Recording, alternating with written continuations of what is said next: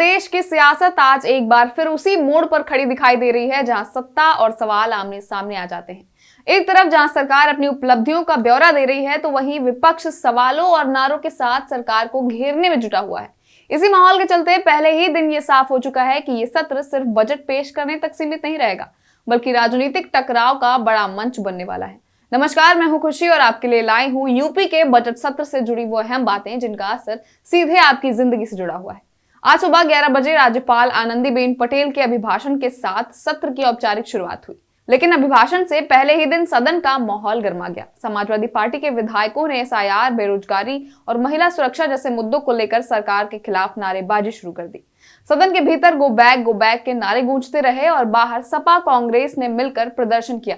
वहीं मुख्यमंत्री योगी आदित्यनाथ ने साफ कहा कि विधानमंडल बहस के लिए है, हंगामे के लिए नहीं, और सरकार हर सवाल का जवाब देने के लिए तैयार है। दरअसल बजट सत्र सिर्फ सरकार का सालाना हिसाब किताब नहीं होता, बल्कि यही तय करता है कि आने वाले एक साल में किन लोगों की जिंदगी बेहतर होगी और किन की मुश्किलें बनी रहेंगी। इसी वजह से बजट से पहले ही सियासत तेज हो जाती है।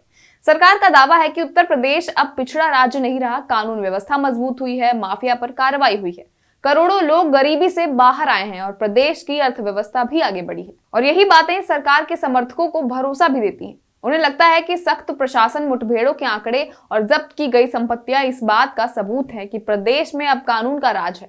वहीं व्यापारी वर्ग का एक हिस्सा मानता है कि एक्सप्रेसवे, इंफ्रास्ट्रक्चर और निवेश ने यूपी की छवि बदली है। लेकिन इसी तस्वीर का दूसरा पहलू भी है जो नाराजगी की वजह बनता है।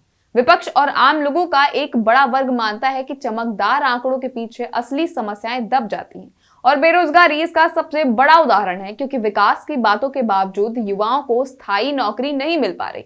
इसी तरह महंगाई और महिला सुरक्षा भी ऐसे मुद्दे हैं जहां सरकार और जनता की सोच टकराती दिखती है। सरकार योजनाओं और आंकड़ों की बात करती है, जबकि आम परिवार रोजमर्रा के खर्च, गैस, राशन और पढ़ाई की बढ़ती कीमतों से जूझ रहा है।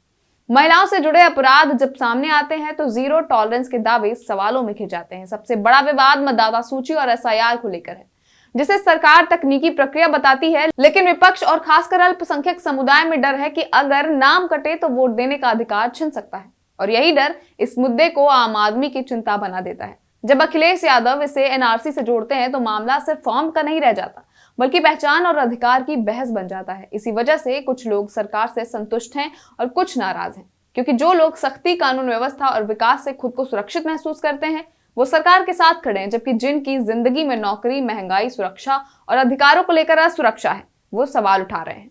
सच ये है कि यूपी का बजट सत्र दो अलग अलग यूपी की तस्वीर दिखा रहा है। एक वो जिसे सरकार नया और मजबूत बता रही है, और दूसरा वो जहां आम आदमी रोजमर्रा की लड़ाई में जवाब ढूंढ रहा है। इसी टकराव की वजह से सदन में हंगामा है, सड़कों पर प्रदर्शन है और हर फैसला सियासी बहस बन जाता है।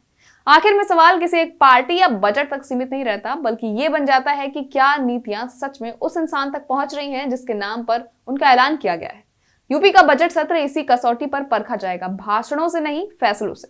सरकार के सामने चुनौती है कि वो विकास की कहानी को सिर्फ आंकड़ों में नहीं, भरोसे में बदलें, और विपक्ष की जिम्मेदारी है कि वो सिर्फ शोर ना करें बल्कि जनता के असली सवालों को ठोस तरीके से उठाएं, क्योंकि लोकतंत्र में शोर नहीं, समाधान टिकते हैं। आम जनता इस सत्र को ध्यान से देख रही है, किसकी बात सुनी गई और किसकी अनसुनी रह गई, क्योंकि युवाओं को नौकरी चाहिए, महिलाओं को सुरक्षा, गरीब को राहत और हर मतदाता को ये भरोसा कि उसका अधिकार सुरक्षित है। और अगर इस बजट से इन सवालों के जवाब निकलते हैं तो सरकार मजबूत होगी, वरना यही असंतोष आने वाले समय की सियासत तय करेगा कि ये बजट सिर्फ सरकार का कागज था या फिर सच में जनता की आवाज। तो आगे क्या होगा ये जानने के लिए बने रहिए हमारे साथ। अब तक के लिए धन्यवाद।